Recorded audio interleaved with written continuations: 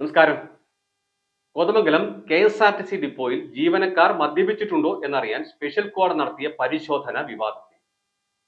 Breath analyser പരിശോധനയിൽ മദ്യപിക്കാത്തവരുടെയും ഫലം പോസിറ്റീവായതോടെ ജീവനക്കാർ പ്രതിഷേധവുമായി രംഗത്തെത്തിയെന്നും തുടർന്ന് ഉദ്യോഗസ്ഥ സംഘം നടത്തിയ പരിശോധനയിൽ ഉപകരണത്തിന് തകരാർ ഉണ്ടെന്ന് സ്ഥിരീകരിച്ചതായിട്ടുമാണ് ലഭ്യമായ വിവരം. സംഭവത്തെക്കുറിച്ച് അധികൃതരുടെ വിശദീകരണം ഇങ്ങനെ. തൊടുപുഴയിൽ നിന്നെത്തിയ സ്ക്വാഡ് സംഘം പുലർച്ചെ 3:30 പരിശോധന ആരംഭിച്ചു.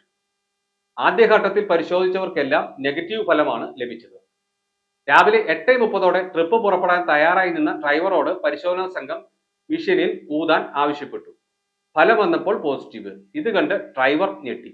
താൻ മദ്യപിച്ചിട്ടില്ലെന്നും മെഷീന് തകരാറുണ്ടെന്നും ഡ്രൈവർ ശക്തമായി വാദിച്ചതോടെ പരിശോധനാ സംഘം പരുങ്ങലിലായി.